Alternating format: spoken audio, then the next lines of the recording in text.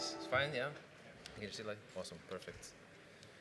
Hi everyone, my name is Anna. I'm the CEO of Hodl Hodl. This is my colleague Tony. He's our head of education, and as you could tell from his title, he loves to educate. That's why we're going to start with little presentation, and Tony is going to educate us on why peer-to-peer, why non-custodial. Yeah, exactly. So just a quick presentation. Yeah, like Anna mentioned, why Bitcoin peer-to-peer, and essentially there are the most important risks as we see with centralized platforms, and it's KYC. Of course, custody of funds, right? When you buy Bitcoin on centralized exchanges, what you're actually buying is a paper Bitcoin, and only when you take it out, it becomes real, fractional reserve, and of course there's degenerate gambling, and we'll get into that. Yes, so right away, so KYC obviously is not the ideal situation, because when you provide KYC, the company will know your address, how much Bitcoin you're buying, and very often we see the same news over and over again. Oh, we have this great leak of information. So essentially what an attacker can know, it's essentially where you live and how much Bitcoin did you buy in the last 5 years if you use the platform for 5 years.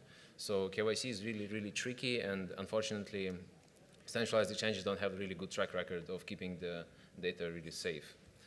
Right, so I'm going to just go really quickly through the slides. So custody of funds, of course, we've seen starting from empty GOX, continuing with FTX. Obviously, not your keys, not your coins. People keep saying this, but it seems like people really need to learn the lesson the hard way.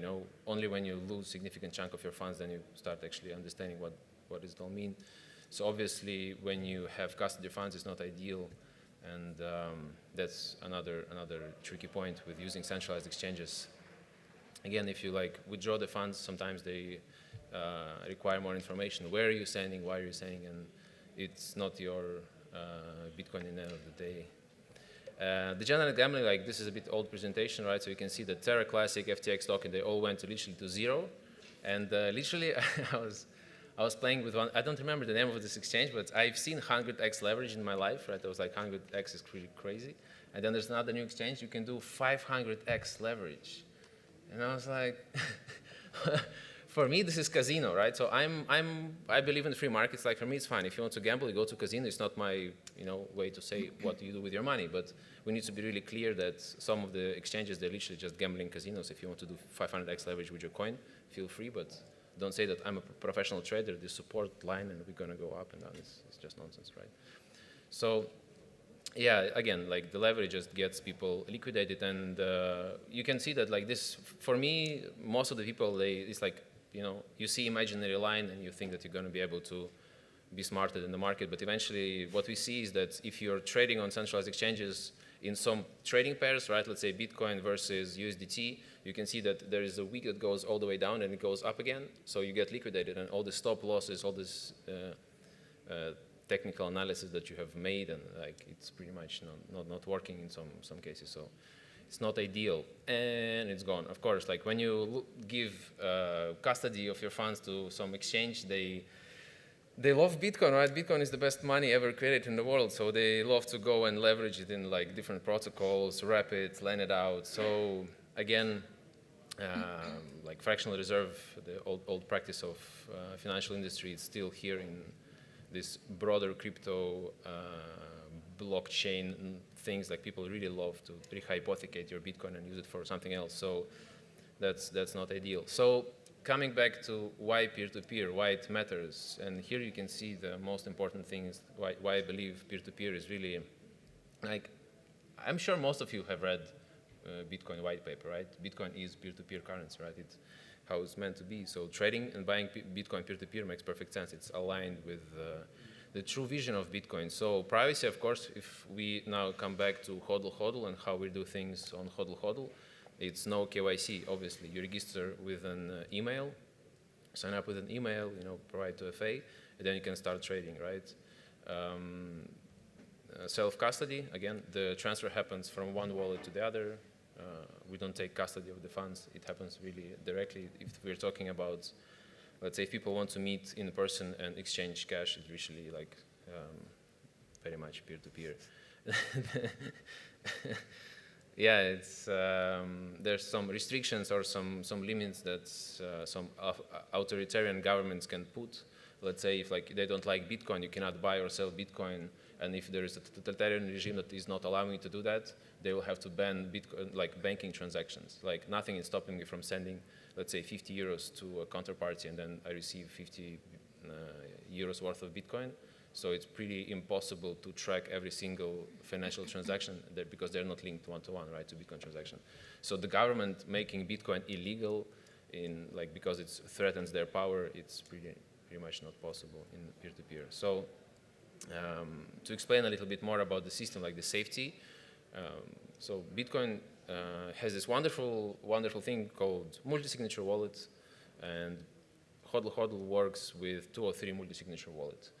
For those who are not aware of this, it's basically if you have a safe like this, and the safe has 3 keys, and you can use any 2 keys to open the safe, right? Any 2 keys is good enough, but 1 key is not going to do the job. So in the same way, essentially, when you create a contract, you create a contract, and there are 3 keys used.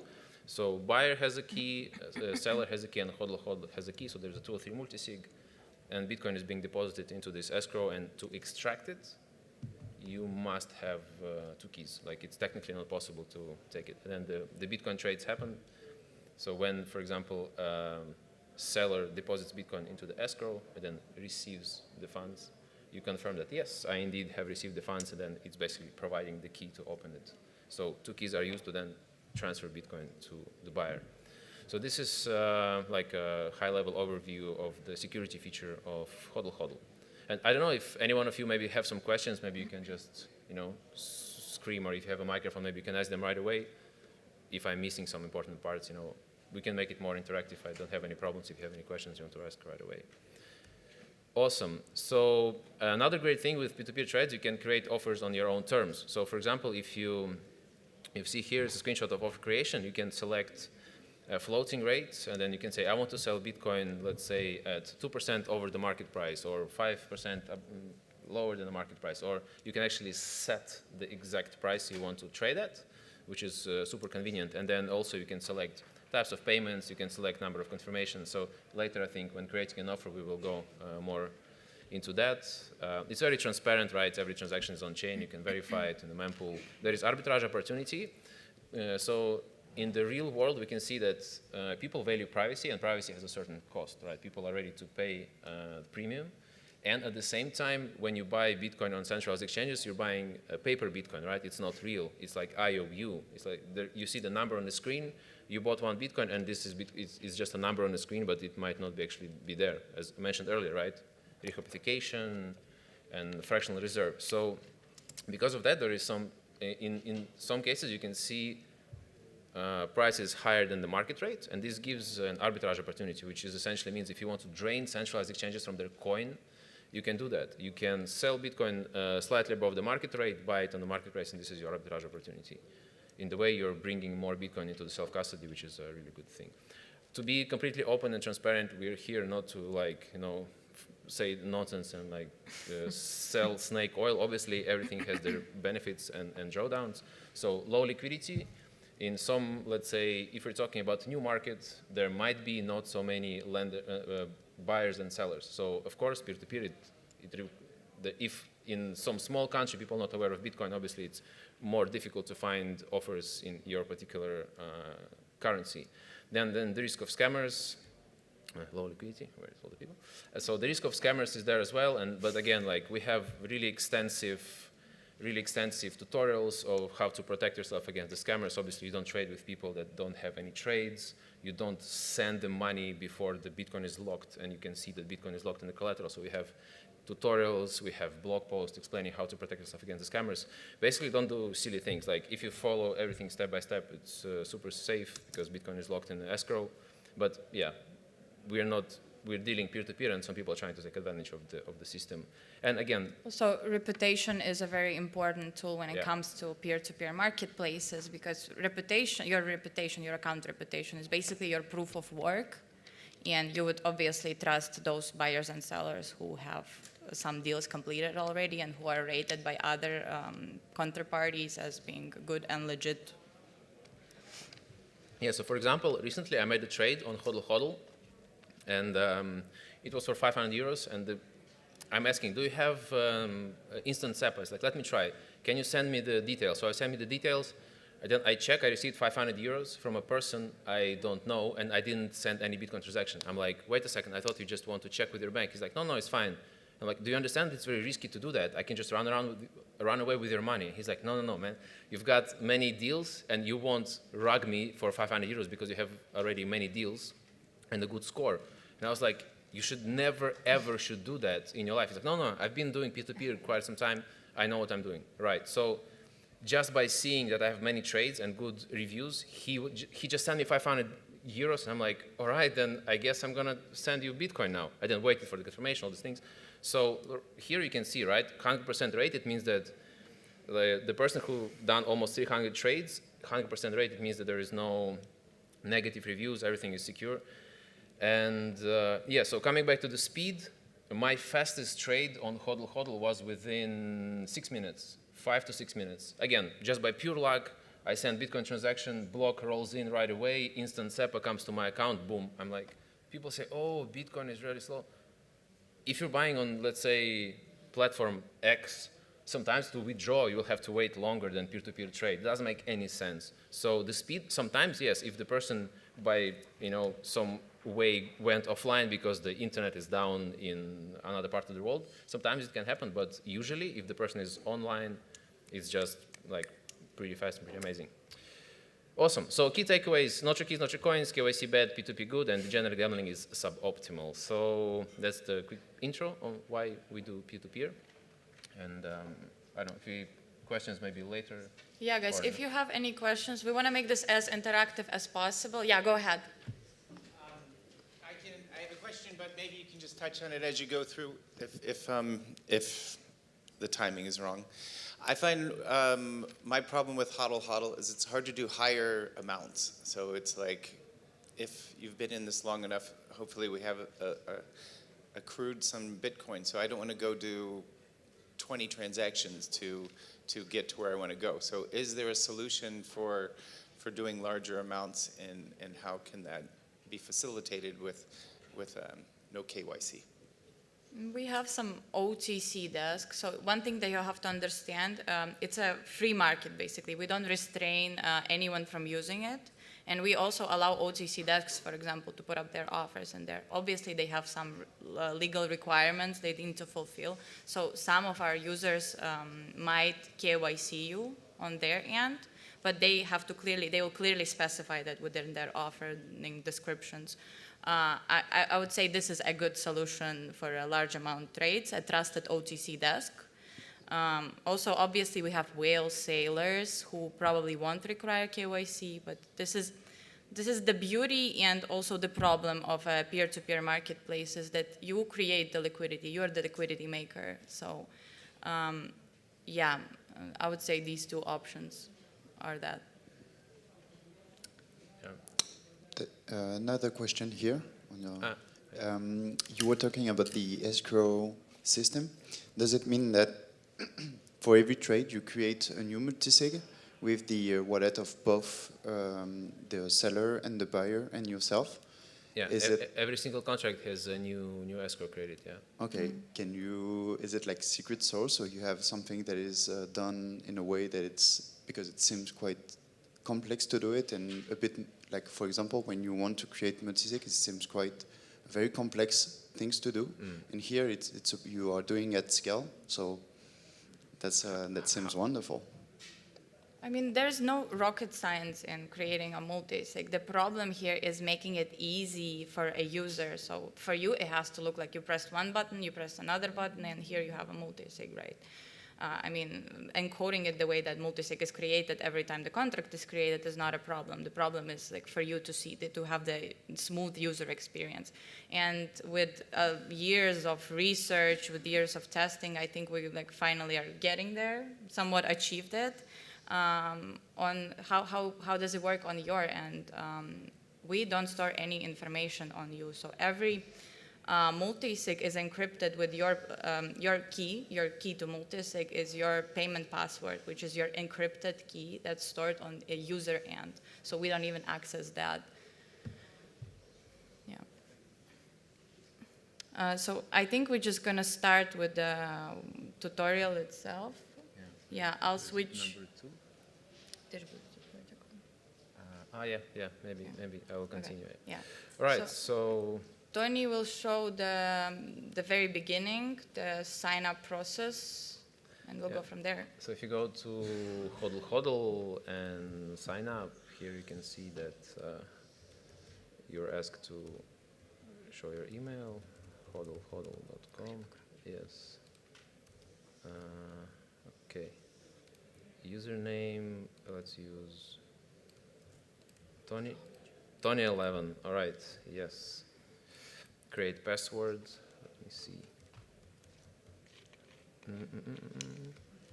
So the sign-up process is super straightforward. We don't require any additional unnecessary information. Just a valid email address that you have an access to, obviously.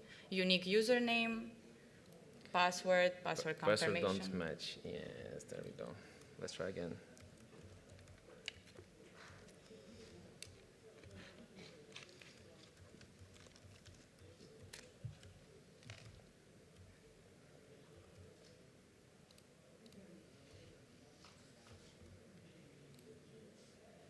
Okay, now I think I have to just write it down properly. This is all our security requirements, We don't allow weak passwords. That's why it has to have all these characters and sign in. So you see, so far it's the most complicated part of the sign-up process, As you creating can a see, unique password. So I would say it's pretty easy. You can use password manager for this, no? Yeah, It's we actually it's recommend easier. everyone using a password manager. It's just, But this one is finally, yes. Yeah. Write down your password. No, that's important. So we have also ref code. If your friend wants to invite you, you can use the referral code from your friend. discounted code, discounts on the trading fees, obviously. Terms and conditions, sign up. Great. Should I save it? We send an email. We don't recommend doing this, but yeah. Saving passwords within browsers, I meant. Password managers are always safer. Right, so this is an important part, right?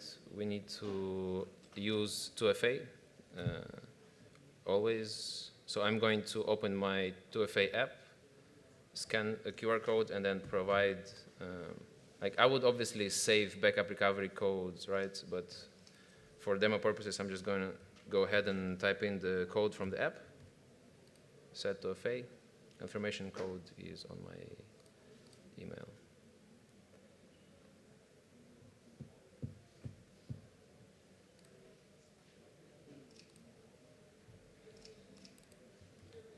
Here. There you go.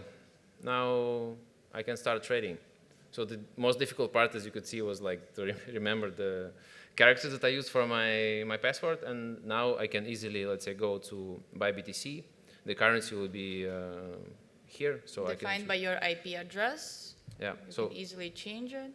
you can go by euros. I can select, let's say, an amount I would like to buy, payment methods. There are a variety of payment methods. You can see there's a cash. You can even pay with kind of swap, right? If you want to swap in a way to Bitcoin to liquid Bitcoin. Most of the time I'm trading with SEPA, instant transfers, but you can see there's a variety of different offers. And yeah, so pretty much this is how it works. And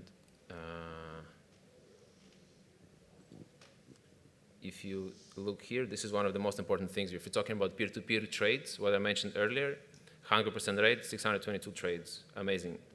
I can go to this offer, there is some description here, but I also can open the profile of this person and see the reviews. So perfect, fast, friendly, perfect, amazing, great trader. So you can be pretty sure that everything is fine. And just to show you, for example, some other traders,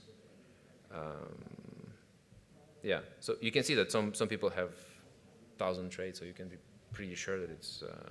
Yeah, these solid. people spend. You could say that these people spend years building that reputation, and Years. they most probably wouldn't sacrifice it. Yeah. So right now I don't see anyone with 0 trades, but obviously if you see someone with 0 trades, you can imagine the person just created an account, 0 trades, no history, you have to like pay utmost caution. I was trading with people with zero fees. I'm like, with zero trades. I'm like, hey, you have zero trades. Like, yes, but I have to start somewhere. I'm not a scammer. Then if I know what I'm doing, I follow the security step, but it's highly not recommended to trade with someone without any reputation, without any trades. Yeah. Any questions about the sign-up process? And then we can move to offer creation. So you just saw me signing up, creating an account. I guess no questions. And yeah, let's switch.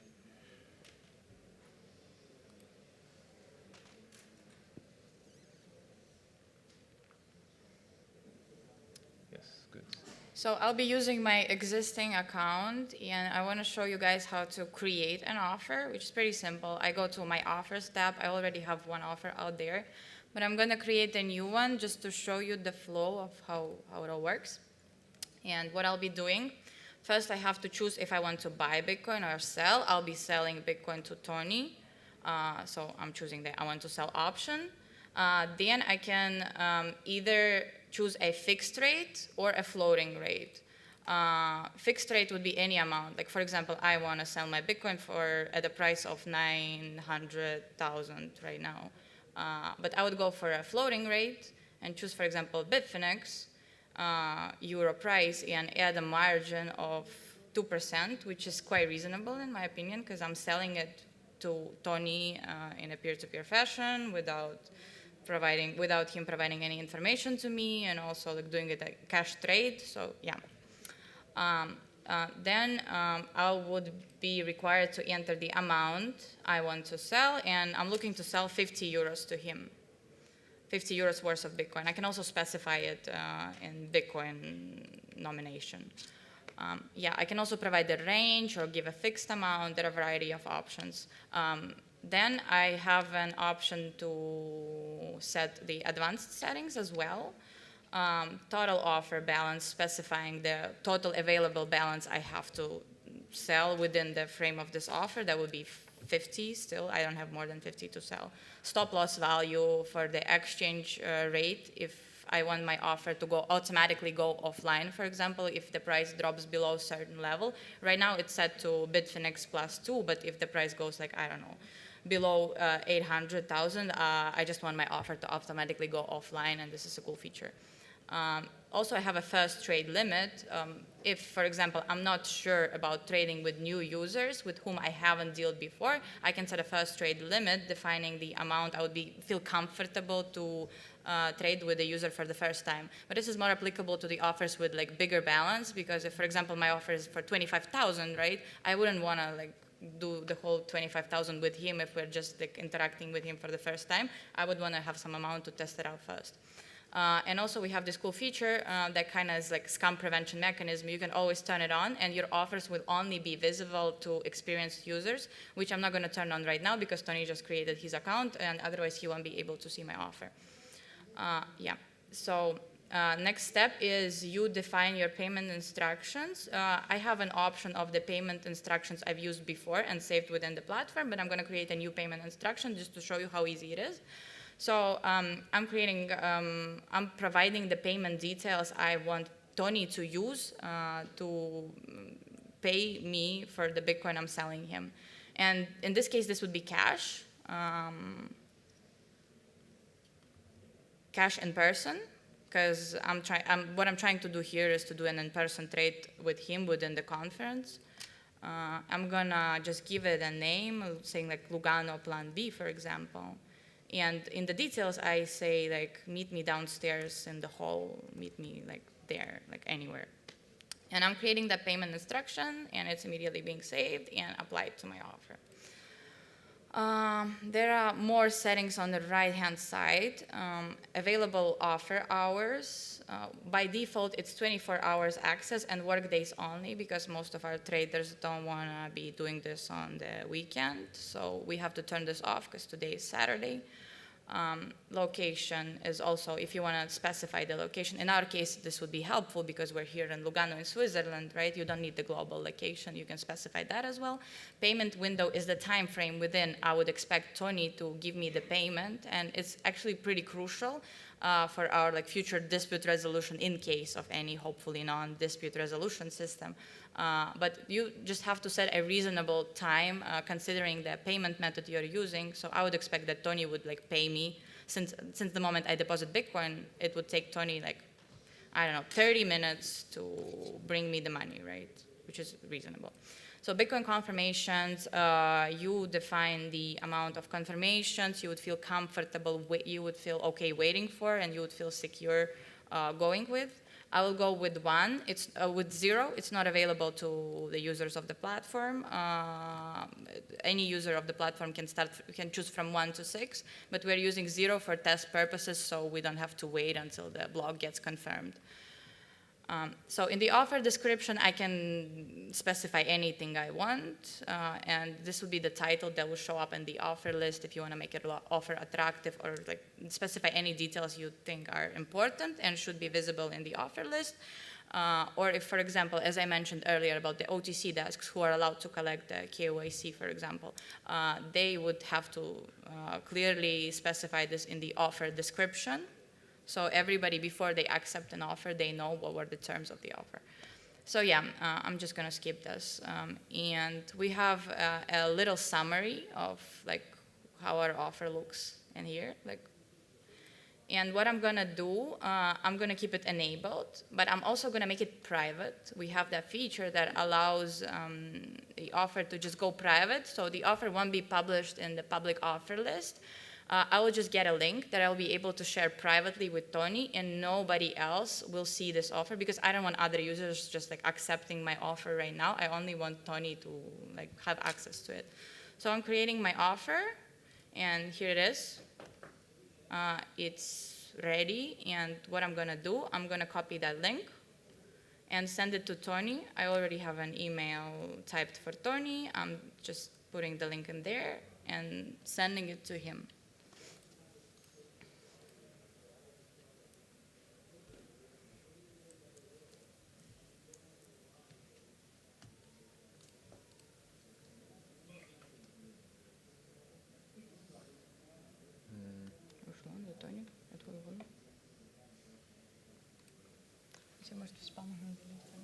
Ah, no, it's here.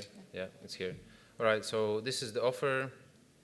I can open it, and yeah, I can see here the details, and I can select the amount. It would look exactly the same if you would have chosen any offer from the offer list, or if he would directly access it with the link. It would look exactly the same. And from now on, this is what he's going to do.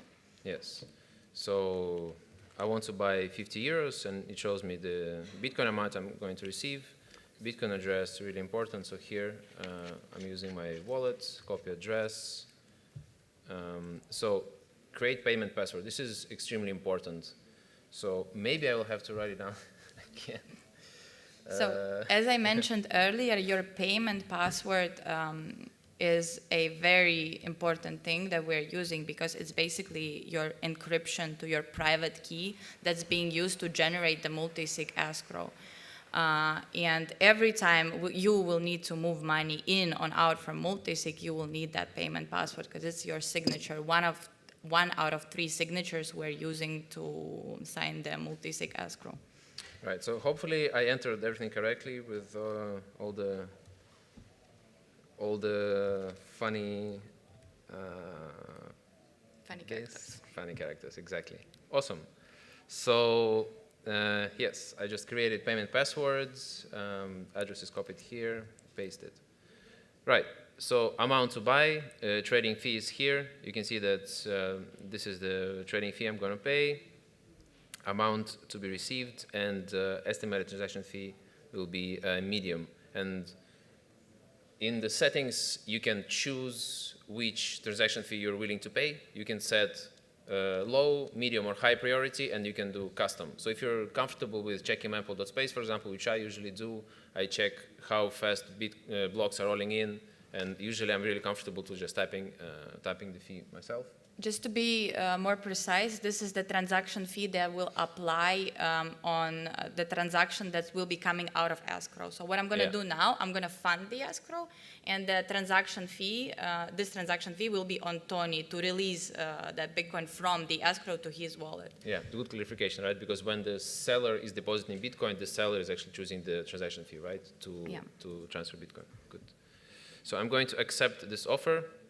And it takes me to the contract chat over here, where I can start chatting. Hey, can we meet by the water station, for example? And so we can communicate directly and arrange, if it's a cash transaction, right? We can arrange the place to meet each other. What I'm going to do, I just received a notification that somebody has started a contract with me. I'm opening the same page as Tony has on right now, and I have two options, accept or reject contract, the same way Tony has it. So I'm just going to accept it and type in my payment password. Yeah. I will do the same. Yeah.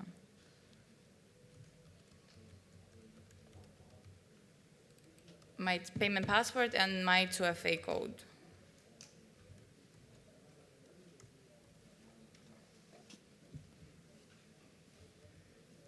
So what we did right now, we both use our keys. So Tony used his key, I used my key by typing in the payment password, and Hodl automatically applied its key, and 3 signatures were required to generate this escrow, and escrow is now generated, and 2 out of 3 keys will be required now to release money from that escrow. Yeah, and you can see as a buyer, pretty clear here, like red big letters. Bitcoin deposit is being made. Do not send any money. Don't send any money, because there is no Bitcoin in escrow yet.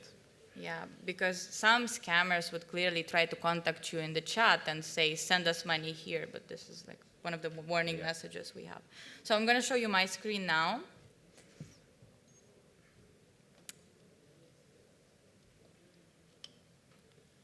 What I have here, this black screen, is clear instructions on where I should send the money, the amount,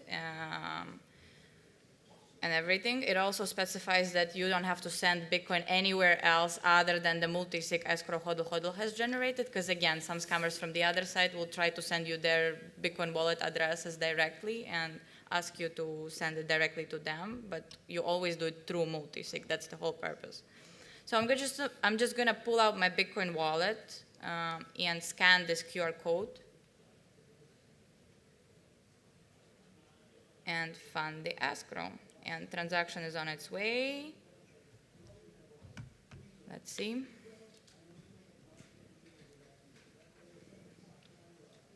Payment sent. It's going to take a little bit for it to be identified. No. I still have Bitcoin deposit being made. Do not send any money. So we can see there's no confirmation, and it's pretty much the same as I showed earlier.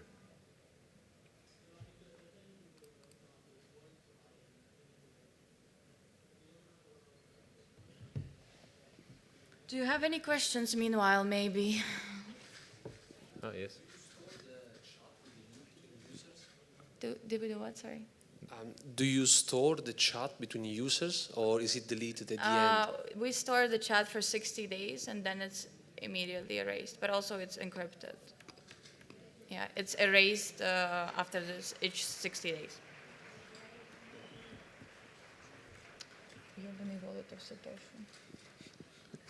Yeah, hello. It's here. Yeah. How many disputes do you have per 100 transactions, for example? You acting as an escrow. Yeah, dispute rate is actually quite low, I would say, if we don't count the... sorry, I'm just checking what's happening with the escrow balance, and apparently the wallet that I was using wasn't the best. Like, let's give it a few more minutes, if not, because I was using a Lightning wallet to swap it to on-chain Bitcoin, because it was the only wallet I had on my phone with actual balance on it. So if the wallet doesn't process it within a minute, I'm just going to use an on-chain wallet, because the delay is currently on the wallet side, not on Hodl's side. Sorry, going back to your question. Yeah, dispute rate is actually quite low, lower than you would assume if we don't consider like ridiculous scam cases that are just like nonsense. But for the most part, it just goes super smooth because all you need is a signature of a buyer and seller, and it just goes directly out of escrow. If something goes wrong, the users start dispute. If the payment didn't go through, if one claims to make the payment but haven't, then obviously we intervene. We have our own dispute resolution system that's been tested for 8 years already. We require the supportive documents, we do like our thing, and at the end we would use our key, the third key, to release, here it is, to release the money in the favor of the person who won the dispute. Okay, thank you. So yeah, my transaction got confirmed, sorry for the slight delay, but again, not on our side. Yeah, money is now there in escrow. You can see the escrow details, everything, deposit transaction ID, you can press on it, see that's actually there in escrow. The beauty of it is that everything is on a public Bitcoin blockchain, everything's super transparent, and you see everything that's pretty much going under the hood. So now Tony has to do something, so I'm switching to his screen. Sorry, may I ask one thing? Yes, of course. How can I download my private key in order to withdraw the funds in case of hodl getting seized by governments or other bad actors? Is there a way to independently sign me and the counterparty without hodl in the middle? Yeah, there is, and we have clear instructions on that. If you're interested, I'm going to share it with you. There is a way to extract it from browser because, as I said, you're using your key. So your key is being stored on your side, on your end, in your browser, and being encrypted by your payment password. You can directly extract it from your browser and then run it program through terminal that would allow you to just do that. And we have guides on that. We have, for our lending product, we even have a specific doomsday software that allows you to run the code and input all the necessary information. And you can easily come up to me afterwards. I'll share with you all the resources. Okay. And I have another question. Sure. My payment information, if I am like a seller, are stored in the, I think, hodl database. So in case of a seizure, this is not really private because my IBAN is in plain text. So you have two options in here. You either don't save your payment instructions. It's also an option. You don't have to save them with us. Like, it's just for convenience purposes, you can save your payment instructions. If you don't want to save them, don't save them. Just use them once and that's it. Or you can use chat to provide your payment. So when you're specifying the payment instruction, you can say, I'll provide details later in the chat. And as I said, after 60 days, chat will be completely erased. Okay, but in these 60 days, it is still in plain text. Yeah. For instance, Robosat uses GPG encryption, so nobody can read the chat except the two parties. So is it something you are planning to add, this encryption in chats, or you want them to be clear text for forever? Or 60 days? I would say it is on our roadmap. Yeah, it's a good call. We don't have it yet, but we're clearly looking into that. Okay, thank you. Thank you. Yeah. All right, so you can see here the same escrow details. I can check mempool.space in a similar way. And now it's actually the time, if we're talking about cash transaction, this is the time where two people can meet each other and do the exchange. In case of, let's say, fiat transfer, I will get payment details. It will be, let's say, name and, let's say, in Revolut tag, for example.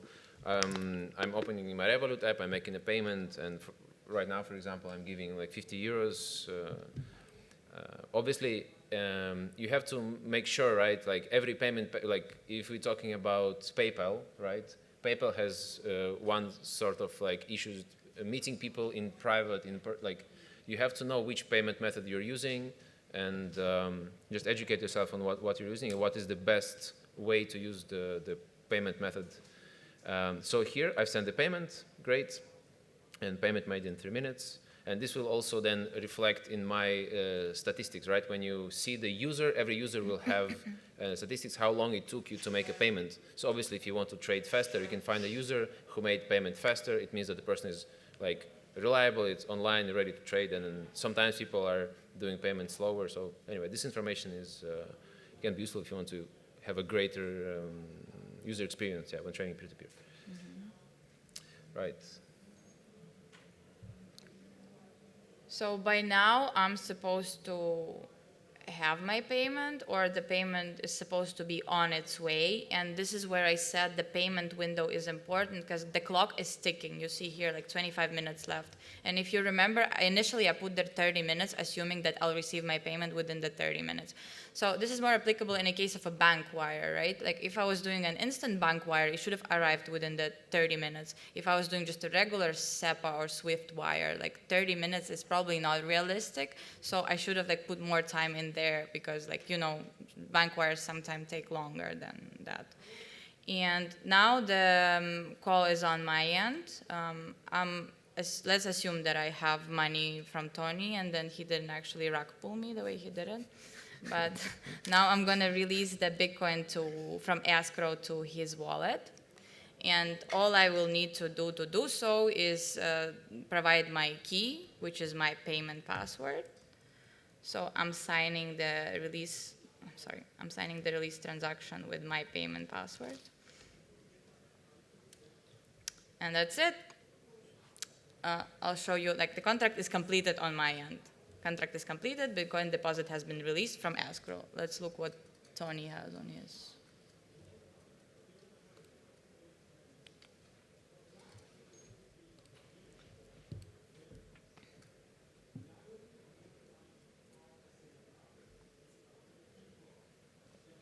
Yep. So BTC released to this address. I can see address that I provided earlier.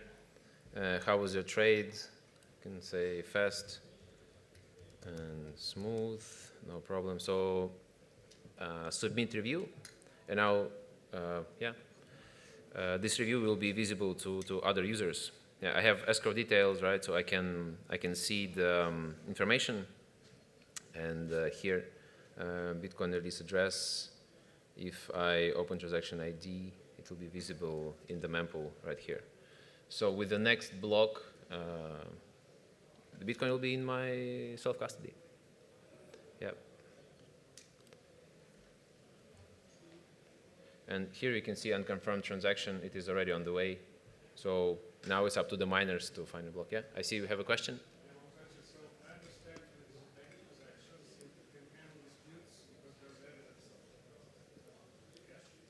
We don't quite hear you.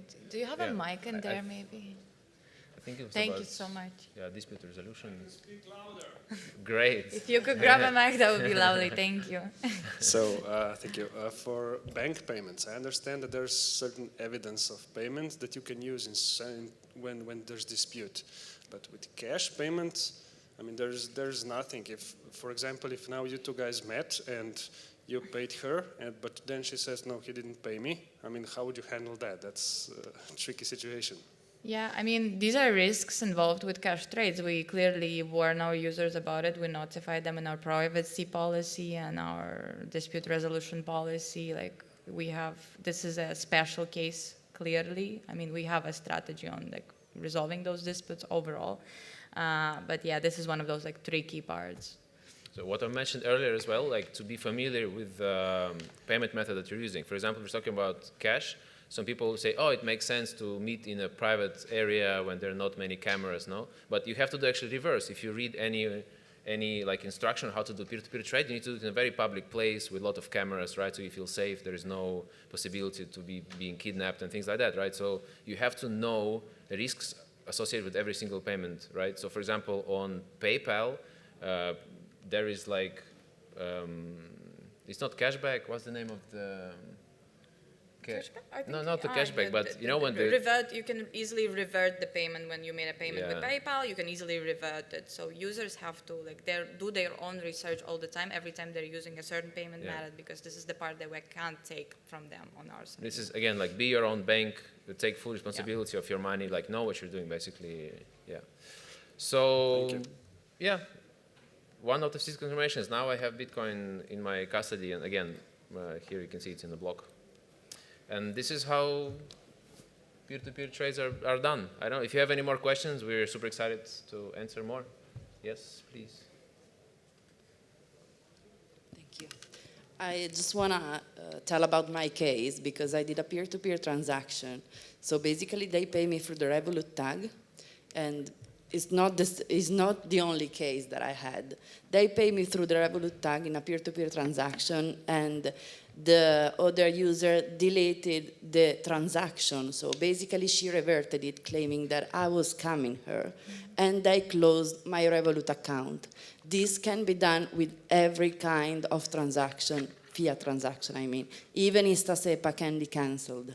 So check your fiat way, because this is the problem. So the problem is not in the other side, in our side of Bitcoiners, it's in the other side.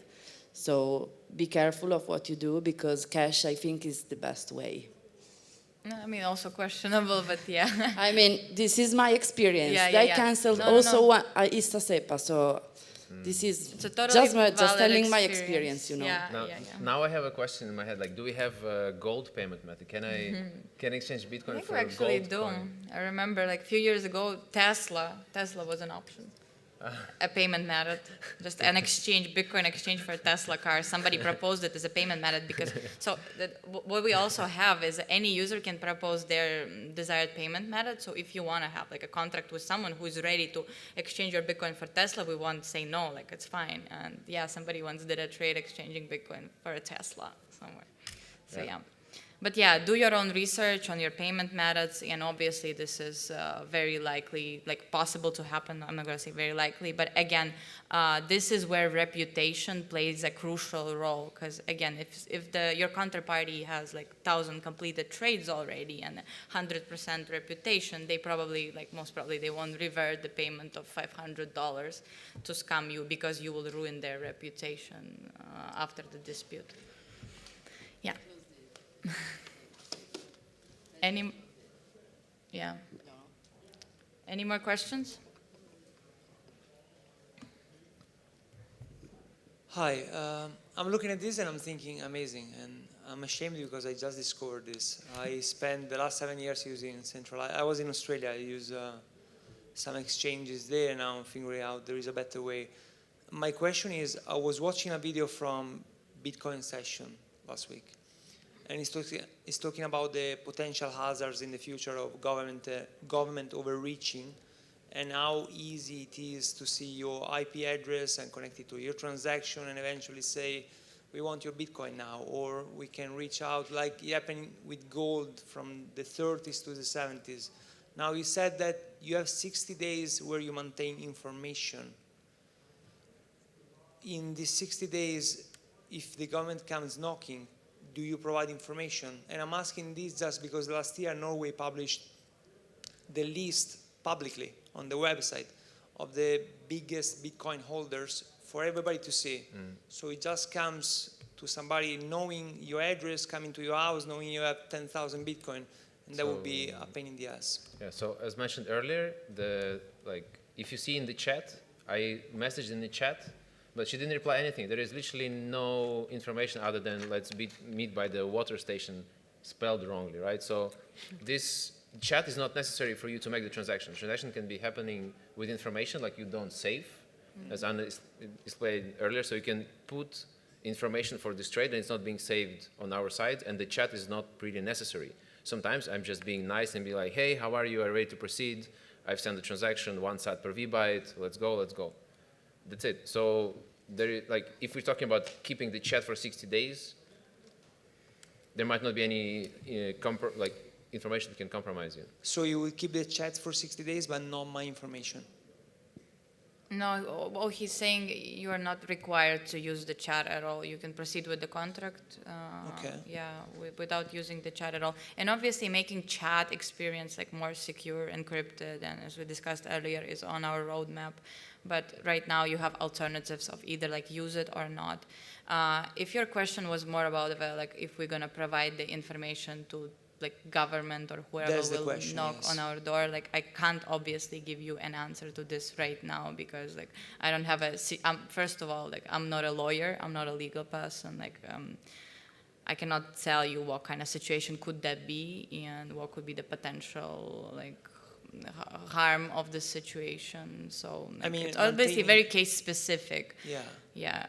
Right now, there are no regulations that would require us to do so. Hodl Hodl is not a money transmitter. It doesn't fall under the MiCA license or none of this. We're fully non-custodial. We don't touch or process your Bitcoin at any, or your Bitcoin or fiat at any point of the deal. So we're just a tech provider, which is a totally different regulatory environment. Thank you.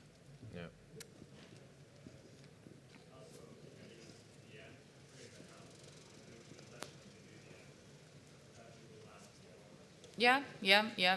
Using VPN is always a good idea. I would say if you're looking to hide your IP address, I mean, that's what you should be doing on a regular basis. So yeah, we always suggest our users to use VPN. So we have like 10 more minutes left. Maybe you want to briefly touch about the lending product of ours, because if you don't have any more questions, if you guys do, just raise your hands. Because we started Hodl Hodl 8 years ago out of our own necessity to transact in a peer-to-peer manner, to buy and sell Bitcoin anonymously in a peer-to-peer fashion. But then 3 years later, we saw a big demand for Bitcoin-backed lending, and we launched our first Bitcoin lending product. Now we have two, an institutional and a retail version of it. And Tony is going to touch base on the retail micro lending of ours and show how it works. Yeah, so it works in a similar way. It's all 3 multisig, as you saw before. And for example, if I want to borrow, I'm just going to click to borrow. And here you can see offers right away with APRs and selecting cryptocurrency, like stable coins, right?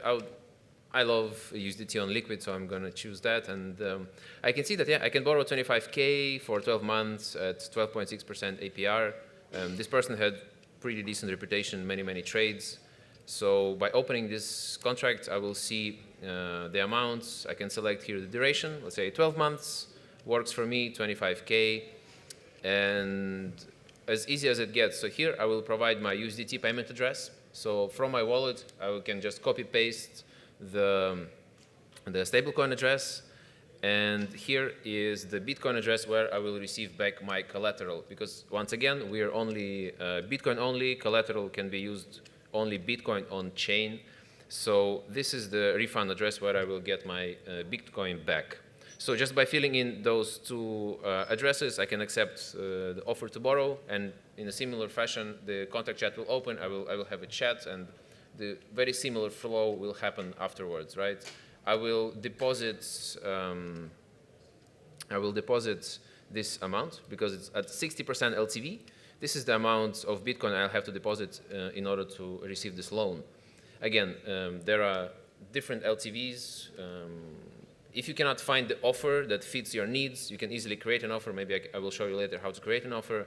So for now, it will be the same flow, QR code, I scan it with my wallets, I deposit this amount in Bitcoin, and in my wallet I will receive 25K on USDT on Liquid, and then after 12 months I will have to repay it back. Or I can do an early repayment, there is no extra fees. I can do a partial or full repayment at any time in order to, let's say, adjust LTV if I want so. So yes, this is how it looks like. Create a new offer. For example, let's go, I want to borrow fixed amount or amount range, let's say, of course, 21,000 on Liquid, and I can select the duration,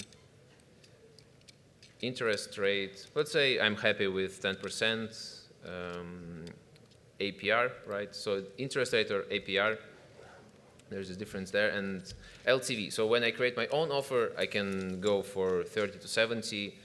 Let's say I want to do 50, and here we can see automatically it's being calculated how much Bitcoin I will have to put in. So higher LTV means I need less collateral. Lower LTV means I need more collateral. And on the right-hand side, you went through this, no? Yeah. So it's pretty much the same. I can make the offer private, and I can create offer to borrow.